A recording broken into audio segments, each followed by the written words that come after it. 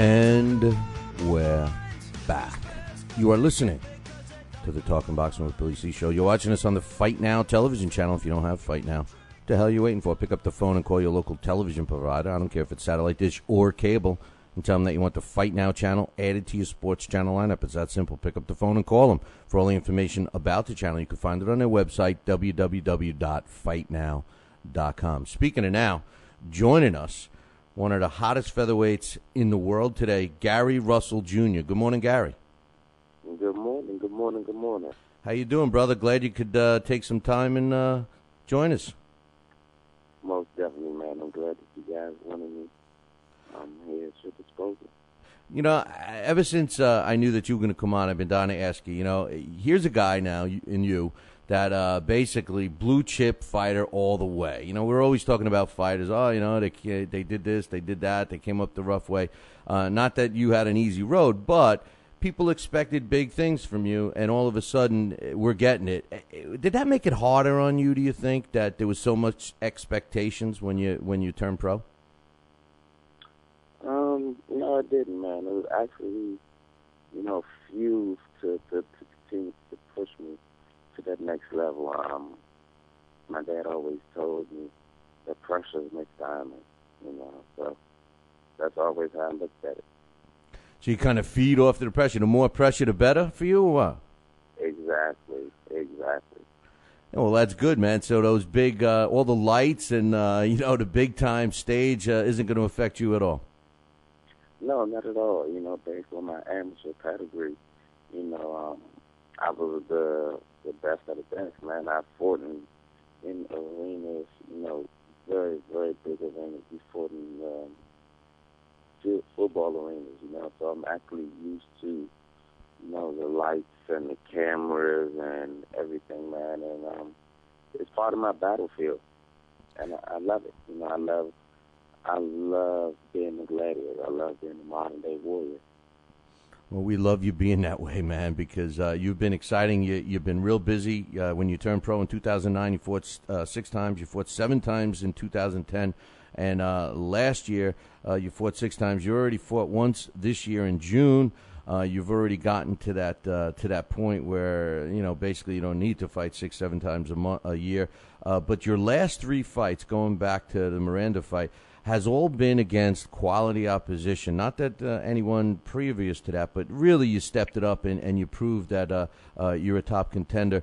What's changed? Do you feel like you progressed perfectly? Because as far as I'm concerned, you guys moved along the way I love to see fighters. I mean, fighting better and better opposition every step of the way just makes you better. Well, how do you think about that? Oh, we definitely look at it that way. I feel as though that I'm in a position where I have the skill level to not just compete with these guys that's supposed to be the best of the best and as a professional boxer in my weight class, but actually beat these guys and make it look somewhat easy based on my pedigree in itself. We're taking our time. I just turned 24 years old. We're not in a major rush. To get a title, we're taking our time, and everything is calculated. I think people just acting off of emotion and stuff like that kind of makes things sloppy. I think it's right for things to be calculated, to planned out, and sticking to the plan. That's exactly what me and my team are doing, and it's working out wonderfully for us. There's a trend in boxing now, Gary, that the elite guys, and I don't have to mention his name, but he's the top guy, pound for pound, and he's proved that if you're exciting enough and you put on a show, that maybe the value isn't so much in titles, it's in the fighters, and you seem to be emerging as one of these guys. You're exciting, you got extremely fast hands. We're seeing that you obviously got some pop, 2 knockouts in your last 3 fights against that upper level competition we were talking about.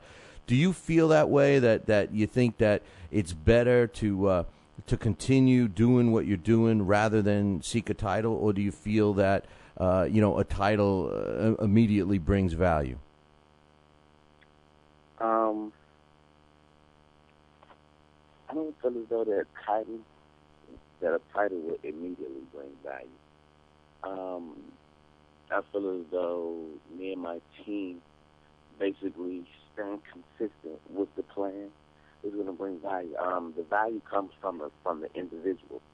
I could never fight for a title or never hold a title and still be one of these guys with tremendous value based on the fact of me being explosive and an exciting fighter in the ring. This is what fans want to see. This is what I'm producing.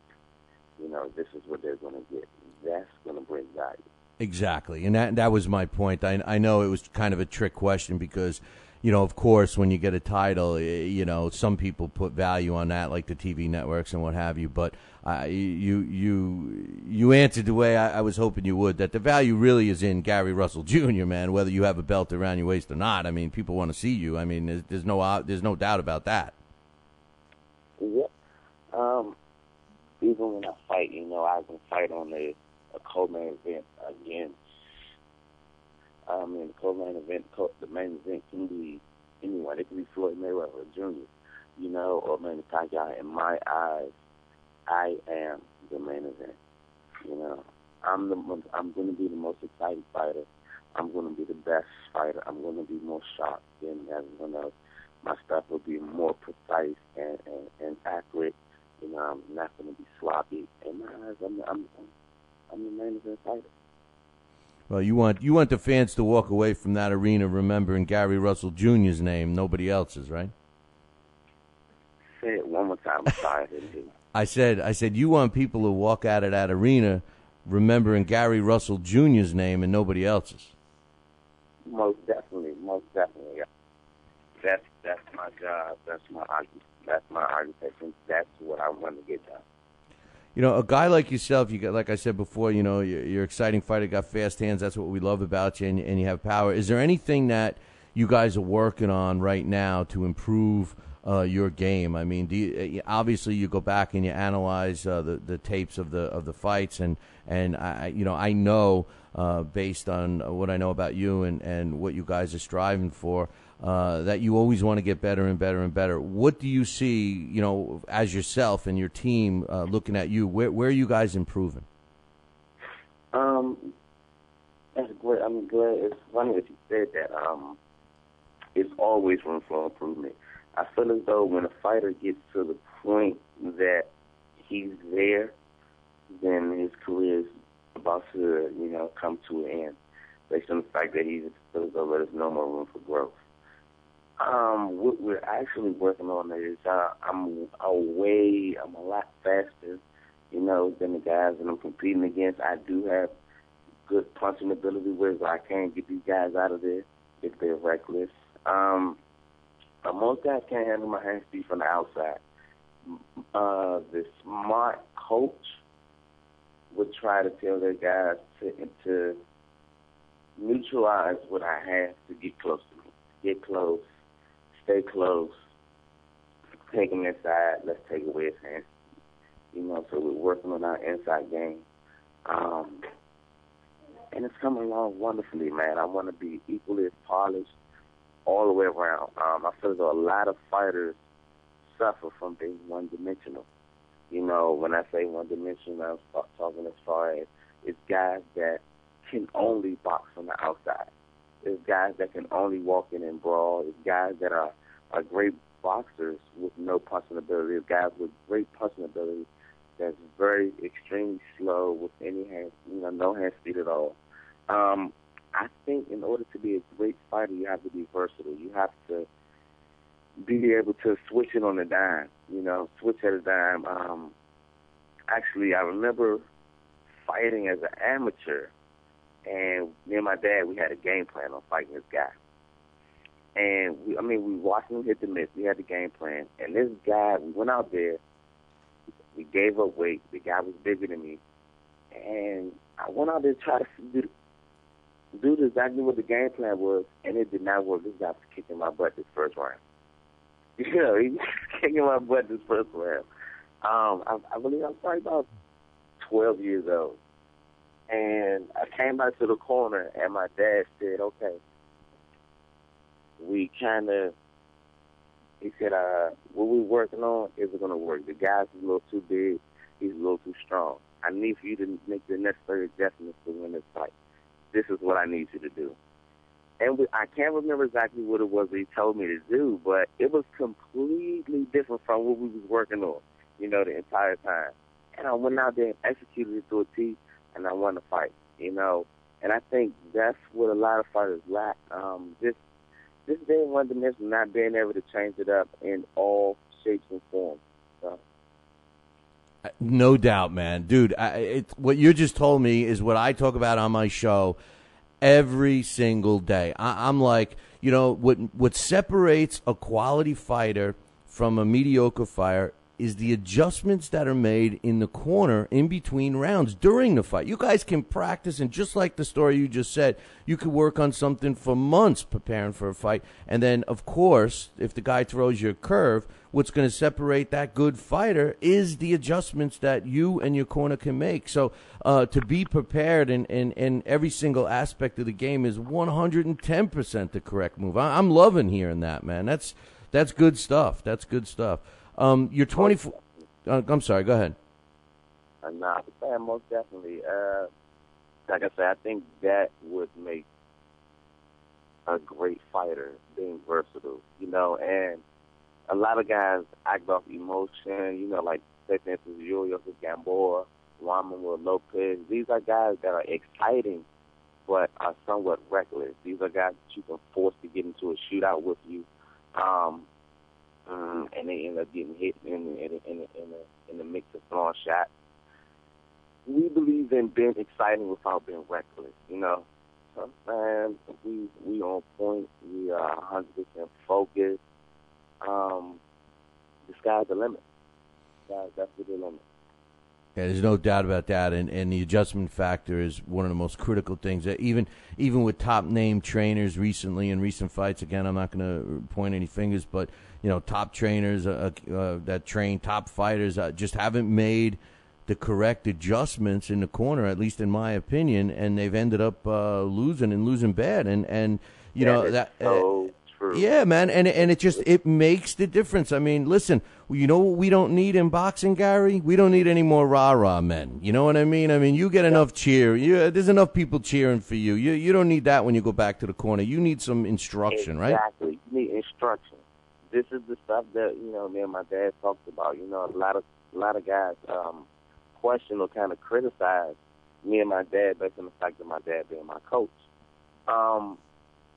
And I feel as though a lot of times people look at me and they see me fight in 2011. I was, the prospect of the year, this, that, and the third, and et cetera. And they kind of question, do you feel as though your coach will be able to take you to that next level? My dad never had a professional fighter before. He never coached a professional fighter. But he does not lack the creativity and everything as far as training. And sometimes I leave the gym feeling like I'm the worst fighter ever. So, man, it's definitely room for growth. And we always talk about these guys being cheerleaders in the corner. That's what it is. They come to the corner, you're doing good, champ. Keep doing what you're doing, but it's no instruction. What about the famous one, Gary? I love it when I hear they go back to the corner, they get some water thrown on their face, and you go, okay, man, you gotta hit him a little more. You gotta go to the body. And here's a guy trying to go to the body, right? He's getting his head pounded, and he don't want to hear that. He wants to hear, how does he avoid getting his head pounded while he's going for the body? And it's a joke. I don't know how they become trainers. Exactly. I'm so glad you said that. It's funny because me and my dad was just talking about this the other day, man. It's no instruction. It's no, okay, you're getting hit with this. This is what I need you to do to offset it, and this is the counter for it. These are the things that, I look at your coaching as your second line of defense. You have to have 100% faith and belief in what these guys are telling you, and you have to execute it to a T.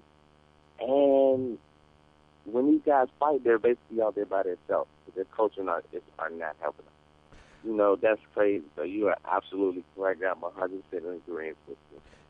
plus they see stuff a little different. I mean, yeah, you're the guy in there. Nobody's going to see it closer than you, but they might see a mistake that the opponent's making that maybe you're not catching because you got adrenaline going up. You're trying to do your thing. And, when it comes back, when you come back to the corner, I mean, the success isn't just on the corner side. It's on the fighter, too, to listen, and how many times do you see the fighter, here now I'm going to blame the fighter. First we blame the corner. Now you blame the fighter when the corner's trying to tell them stuff, and they're just not listening, or they're going with a different game plan, or even worse, the corner's telling him 150 different things, and the fighter's not hearing nothing, man. He's like, huh? What? Ding, and he goes back out there. Yeah, man, it's crazy, It definitely goes hand in hand, the fighter and the trainer. I think that it takes a great trainer to keep a great fighter 100% on point. Like I said, I look at it as it's your second line of defense. You see things better from the outside looking in, and people need to use it to their advantage. And it is so true. As guys out here, as coaches that are supposed to be the best of the best. And when we watch these guys fight, we listen to the corner, and I'm like, dang, this is ridiculous. He's really not giving this guy any instructions at all. At all. Giving him water, he's telling him to throw more punches. He's giving him water. He's telling him to just go to the body. It's crazy. And the fighters go out there, and some fighters are, like I say, somewhat limited. And based on them being limited, when they do try to go out there and do exactly what the coach is telling them to do, it's still not working. And it's crazy, man. Well, you got to get a truckload of pom poms and cheerleader outfits, and that's what you hand out to those coaches. I like you, man. I like you.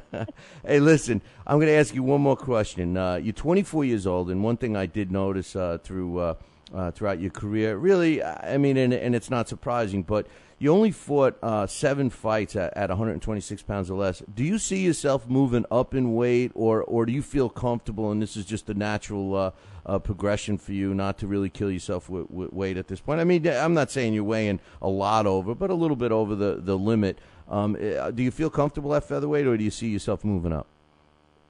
Oh, I definitely feel myself moving up. I definitely see myself moving up in weight. Me making 26 is not an issue for me as well, though. Sometimes when we do come in for weigh-ins, we're fighting guys that was actually super featherweight versus a natural featherweight, and they're coming down in weight, to compete against me. You mean the old +1, right? Right. Therefore, we will actually come in at that +1. Right. We try to eliminate as much. I'm not going to call it an advantage because I don't feel as though the guys have an advantage when they fighting me, But to eliminate that room for error, so we will actually plan to come in at exactly the +1 weight. If it was ever scheduled for us to come in at exactly 26, we would definitely come in under. So it's really not a big deal for me as of now, but I definitely see me moving up in weight. I walk around probably about 34, 35. So it's definitely room for growth. Well, man, listen, it was great having you on. I got to ask you for a promise, man. When you win that world title, don't be all snobbish and stuff. We want you to come back to the show, all right? You got to, we're talking to you now, and we all know that you're going to end up being a world champion. So you got to come back, right? Most definitely. I'm not one of these guys that I'm not one of these guys, man, that once they get things, they couldn't change. I was brought up real good. I had a tremendous family background, man. I'm blessed. God is in my life. Every which way, shape, and form. I'm the same person. Money, no money, I'm always the same. That's why people actually like me. People love me as a person in general outside of boxing. So, man, I'll definitely come back. I love the way that that you look at boxing. You know, we have definitely some similarities in that area. Well, that's cool, brother, because if you said, I don't know, I'd say, well, then I'm calling you Dad because I know I'll get through to him, man. You'll definitely get through to him. I know the tricks, man. I've been in the business a long time. So, Gary, man, listen, it was great chatting with you, and we hope you definitely come back. We wish you all the best. Keep us posted. When you get your next fight all booked and stuff, let us know, and we'd love to have you on and talk about that, all right? All right. Thanks, man. All right, brother. Take care. All right. That's Gary Russell Jr. We all know. We love this kid, man. Hey, you know, he brings it all to the table. He's got the hand speed. He's got the excitement. He's got a pretty damn good corner, too, and really good attitude. That's why we wanted him on, and we're glad he's going to. We put him on the spot, man. When he's going to be rich and famous, he's not going to blow us off because then I'll call his dad. Hey, I got to take a break. We'll be right back.